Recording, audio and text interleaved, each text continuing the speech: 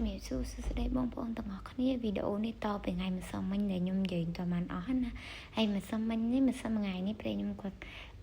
ពីអ្នកខ្ញុំនឹងទិញផ្ទះខុសអញ្ចឹងក៏យកមកដូរវិញថងខៀវហ្នឹងផ្ទះណាបងប្អូនហើយពេលយកមកដូរវិញហ្នឹងក៏មកចំផ្សារហ្នឹងក៏ចាំពេលដែលកន្លែងគឺលក់ផ្លែឈើអត់ទាន់បិទអញ្ចឹងក៏ទិញផ្លែឈើទៅមានអលឹកម្ដុំទៅហើយមានពីបេខាំទៅមានតងៃណាបងប្អូនហើយមានផ្លែចេក3-4 ផ្លែបងប្អូនហើយតែប៉ុណ្ណឹងមិនសមហើយនឹងក្រូច3-4-5ផ្លែក៏ឆ្លៀតពេលទិញទៅដោយសារផ្សារនេះដូចលក្ខណៈថាគេលក់ដូចនៅផ្សារកាបូលជាងអញ្ចឹងបងប្អូនមិនមែននៅផ្សារទំនើបអីនៅផ្សារទំនើបអ៊ីអនទេបើខ្ញុំថតវីដេអូមួយថ្ងៃមុនគឺវីដេអូទាំងអស់ហ្នឹងគឺសិតតែនៅផ្សារទំនើបមានផ្លែឈើមានអីណានៅស្រុកនេះគឺអត់សូវផ្អែមដូចនៅស្រុកខ្មែរយើងឯងបងប្អូនទាំងអស់គ្នាហើយខ្ញុំទិញផ្ទះទិញអីហ្នឹងធ្វើម្ហូបខ្លួនឯងញ៉ាំខ្លះតែសារតែញ៉ាំម្ហូបចិនរាល់ថ្ងៃញ៉ាំកែទៅទម្លាប់ហើយព្រោះខ្ញុំនៅធ្វើការមួយជនជាតិចិនរយៈពេល10ឆ្នាំជាងហើយប៉ុន្តែគាត់ថា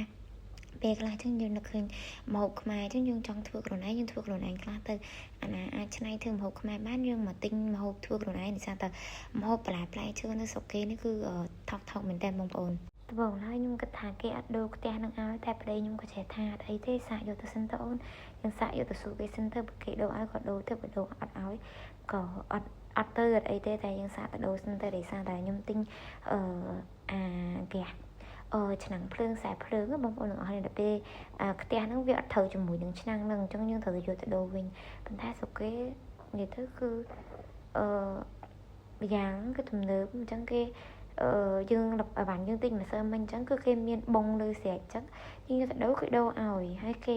ដាក់សារថ្មីយើងរើសម៉ូតយើងទៅហើយយើងដាក់តេស្តឲ្យយើងមើលភាសាទៀតខ្លាចវាអត់ត្រូវព្រោះម្សិលមិញយើងអាចបានតេស្តណាតែថ្ងៃហ្នឹងយើងបានតេស្តតែពេលនៅវីដេអូនៅក្នុងម៉ាត់ខ្ញុំមិនបានថតសោះបងប្អូនកន្លែងរើសនេះហ៎ហើយរើផ្ទះហាត់បានថតតែពេលទិញផ្លែឈើនឹងឲ្យបងប្អូនមើលទាំងអស់គ្នាថាស្រុកគេមានលក់ផ្លែឈើដូចនៅស្រុកខ្មែរយើងអត់ចឹងណាគ្រូម៉ែយ៉ាមុនចឹងបងប្អូនបានមើលតែខ្ញុំទិញផ្លែឈើឡើងផ្សារទំនើប 2-3 កន្លែងអញ្ចឹងអត់ឃើញមកផ្សារបែបតូចតាចចេះចឹងណាហើយលុយស្រុកគេក៏អញ្ចឹងដែរបងប្អូនដូចថាអត់សូវមានតម្លៃទេលក្ខណៈថា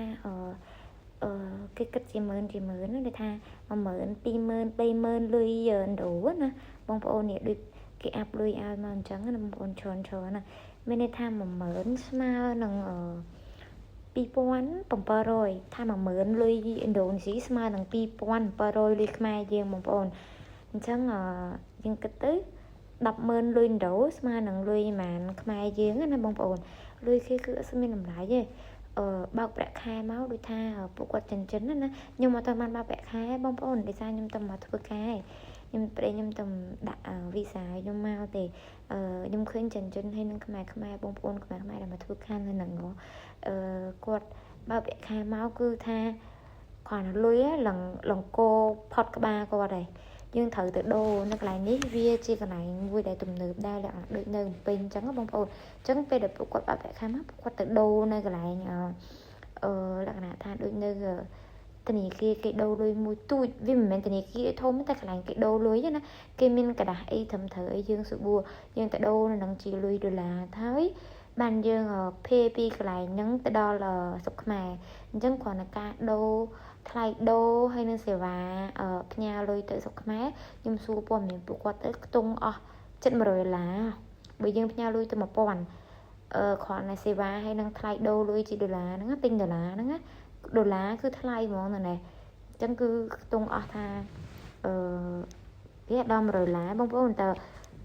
50-60រៀលតែប៉ុណ្ណឹងខ្ញុំច្រឡំហីជាស្រ័យផងច្រឡំតិចបងប្អូនឃើញលុយចិន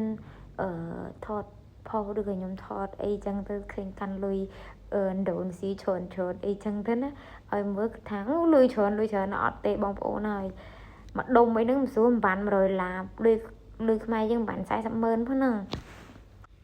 ហើយនេះកំពុងថតពីអ្នកប្តីខ្ញុំដើរមើលកន្លែងគេលក់ភេសជ្ជៈញ៉ាំគឺអត់មានសោះហើយក៏កលេចមើលឃើញមានគេលក់នំប៉័ងមួយនៅក្នុងហាងហ្នឹងក៏ដើរចូលមកក្នុងហាងហ្នឹងដើម្បីទិញនំប៉័ងយកទៅញ៉ាំហើយពីអ្នកប្តីពូនខ្ញុំហ្នឹងគឺប៉ិនលុកលុយមែនតែនបងប្អូនហើយកុំយកសម្រាប់តាមវីដេអូនោះមានប៉ុណ្្នឹងទេបាយ